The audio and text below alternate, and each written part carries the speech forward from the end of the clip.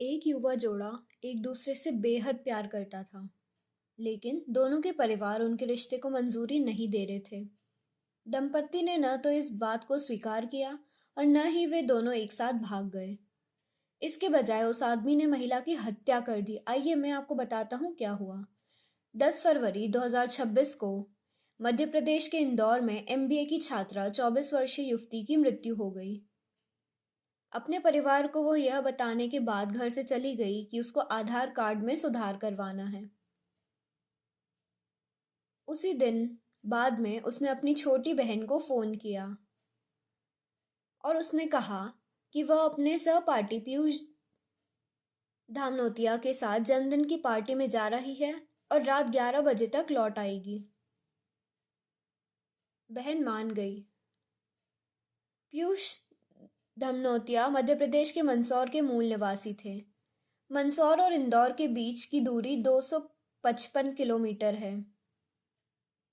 पीयूष भी उस महिला की तरह एमबीए करने के लिए इंदौर आया था।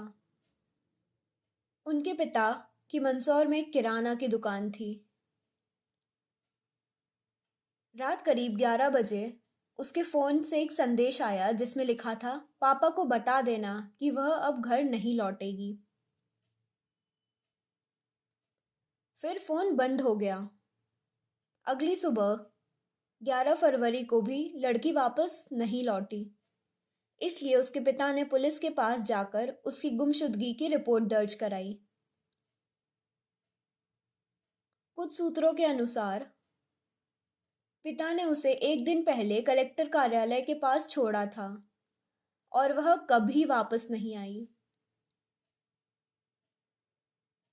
आईसीसी टी20 वर्ल्ड कप एक्साइटिंग है, लेकिन इंडिया के मैचेस की कमेंट्री समझ नहीं पाते हैं। जियो हॉटस्टार पर अब मैचेस आईएसएल इंटरप्रिटेशन के साथ अवेलेबल है। अभी देखो। पुलिस ने 2 दिन तक तलाशी ली, लेकिन कुछ नहीं मिला। 13 फरवरी को इंदौर के अंकल गली में रहने वाले लोगों ने बहुत तेज बदबू की शिकायत की।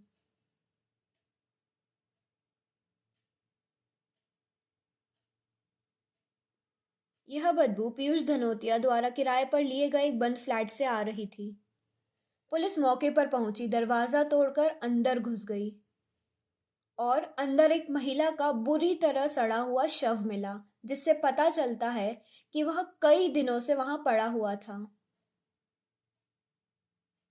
पुलिस ने लापता महिला के मामले को फ्लैट में मिले शव से सीधे तौर पर जोड़ा। उसके पिता को पहचान के लिए बुलाया गया, जो उसे केवल उसके मोजों से ही पहचान कर पाए और काफी तेज रोने लगे। पुलिस ने फ्लैट को सील कर दिया और फॉरेंसिक टीमों को बुलाया।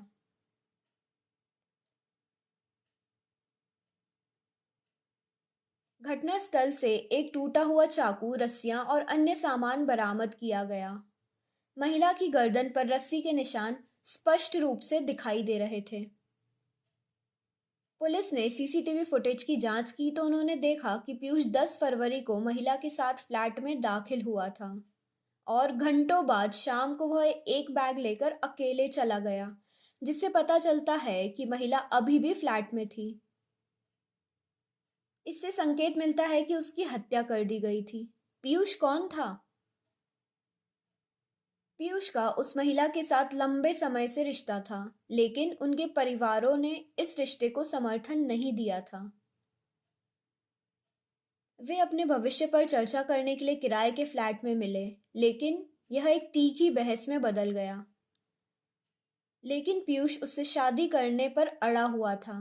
कुछ खबरों के अनुसार पीयूष ने दावा किया कि वह उससे शादी करना चाहता था, लेकिन उससे वो दूरी बनाना चाह रही थी। गर्मा गर्म बहस के दौरान उसने देखा कि उसने फोन पर एक डेटिंग ऐप का इस्तेमाल करना शुरू किया था और दूसरे पुरुषों से बात करने के कारण वह असुरक्षित और क्रोधित महसूस करने लगा था।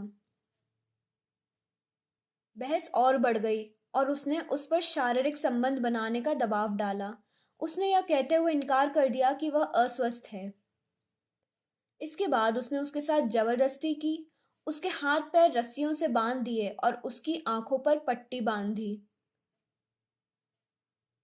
उसने उसके मुंह में कपड़ा ठूस दिया और उससे कहा कि वह उसे एक उपहार देना चाहता है।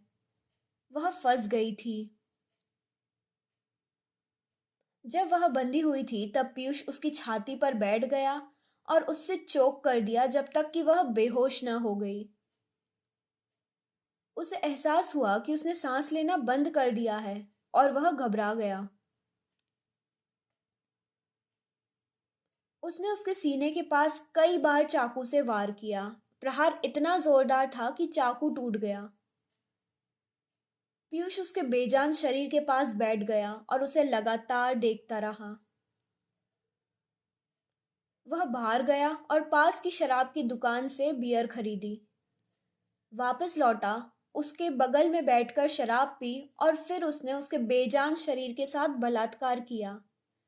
इसके बाद उसने अपने कपड़े बदले और महिला के शव को कमरे में छोड़कर भाग गया। फ्लैट छोड़ने के बाद पीयूष इंदौर से भाग गया और नवी मुंबई के पनवेल चला गया। पुलिस को पता चला कि वह पकड़े जाने से बचने के लिए लगातार लोकल ट्रेनें बदल रहा था। इंदौर पुलिस ने पनवेल पुलिस को तलाशी अभियान चलाने के लिए सूचित किया। पनवेल पुलिस ने आखिरकार उसे एक सस्ते होटल में ढूंढ निकाला जहां वह ठहरा हुआ था। गिरफ्तारी के समय पुलिस ने उसे काला जादू की रस्में निभाते हुए पाया। पीयूष ने पुलिस को बताया कि हत्या के बाद वह मानसिक रूप से परेशान था और आत्माओं से संपर्क करने के बारे में ऑनलाइन वीडियो देखता था। इसके बाद उन्हें आगे की पूछताछ के लिए गिरफ्तार कर लिया गया। वह मानसिक रूप से अस्थिर प्रतीत हो रहा था। पुलिस को यह भी पता चला कि उसने सबूत मिटाने के लिए महाराष्ट्र में महिला का फोन नष्ट कर दिया था।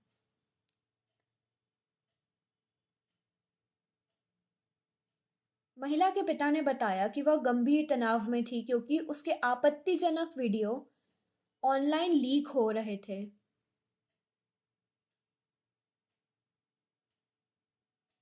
उनका मानना था कि उसे ब्लैकमेल किया जा रहा था और पीयूष की कॉलेज फीस चुकाने के लिए मजबूर किया जा रहा था।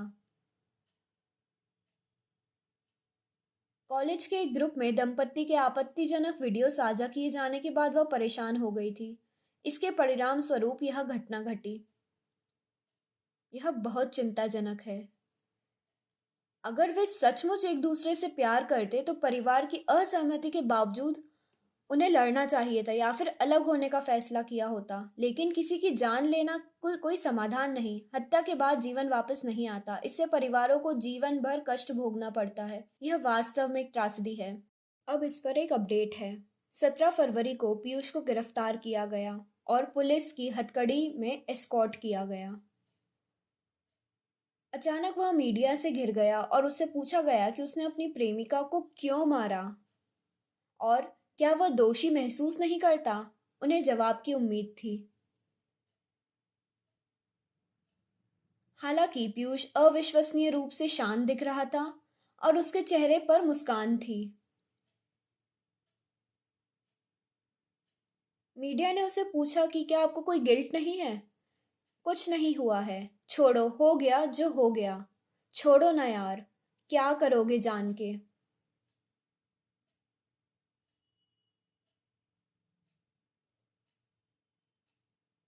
पुलिस की गाड़ी में बैठे